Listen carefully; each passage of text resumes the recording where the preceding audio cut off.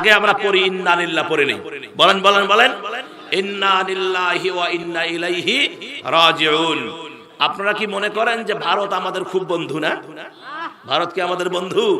এটা হিসাব আছে, সেটা কি যে হাড্ডি না হয় গোশ, আর ওই পশ্চিমারা কোনোদিনও হবে না বাংলাদেশের গোটা বিশ্বের মুসলমানের দোস্ত। কথা সত্য না মিথ্যা? তারা একের পর এক আমাদের সোনার টুকরা ছেলেদেরকে পৃথিবী থেকে বিদায় করে দিচ্ছে। গতকাল কত গেছে? 17ই জানুয়ারি, তাই নাই? গতকালকের খবর পেয়েছি যে 17ই জানুয়ারি আমি দেখেছি 16ই জানুয়ারি 2025 কাশ্মীর, ভারতের কাশ্মীরে বিএসএফ, এই বিএসএফ এর সদস্যরা আমাদের যে দুইটা বাচ্চাকে কোরআনে হাফেজ, কি সুন্দর নুরানি চেহারা, পূর্ণাঙ্গ হাফেজ, এরকম তরু তাজা 11টি কোরআনের পাখিকে গুলি করে তারা শহীদ করে দিয়েছে। কয়টা?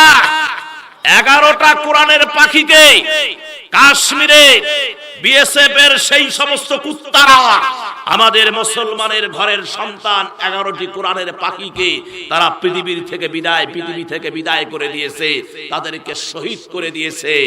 ওরা বুঝাতে চায় এভাবেই কোরআনকে মিটিয়ে দেওয়া হবে, গোটা বিশ্বে কোন কোরআনের হাফেজ থোয়া হবে না, কোন কোরআন থোয়া হবে না।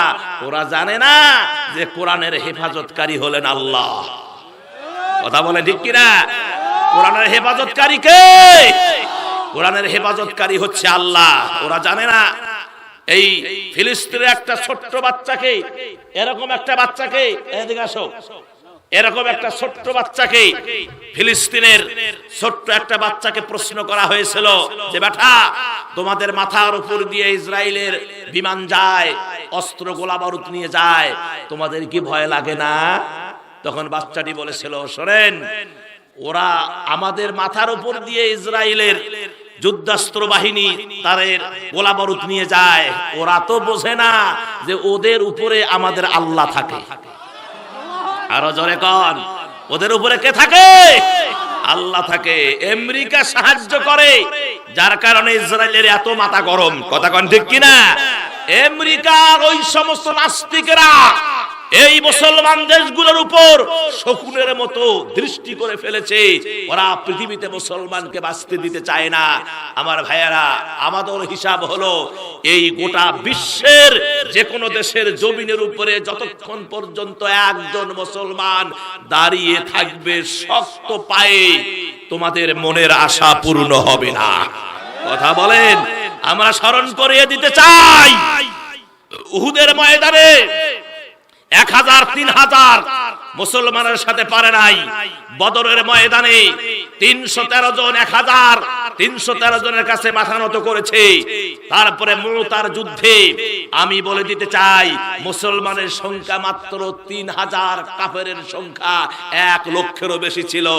তারা পারে নাই 3000-এর কাছে নাস্তেনাবুদ হয়ে তারা পৃথিবী থেকে কেউ বিদায়, কেউ নত স্বীকার করে নিয়েছে। তার কারণ আমরা সংখ্যা দিয়ে আমরা যুদ্ধ করি না, আমরা যুদ্ধ করি আল্লাহকে খুশি করার জন্য। আমরা যুদ্ধ করি জীবন দেওয়ার জন্য, জীবন বাড়িতে ফিরিয়ে নেওয়ার জন্য নয়। কথা বলে ঠিক কিনা?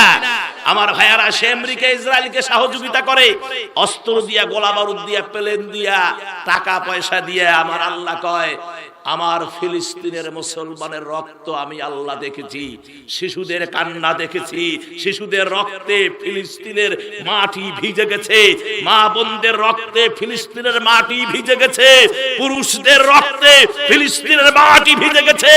আল্লাহ আর সহ্য করে নাই যে আমেরিকা সহযোগিতা করেছে, আল্লাহ সেই আমেরিকায় আগুনের দাবানল সৃষ্টি করে দিয়েছেন। কথা বলেন।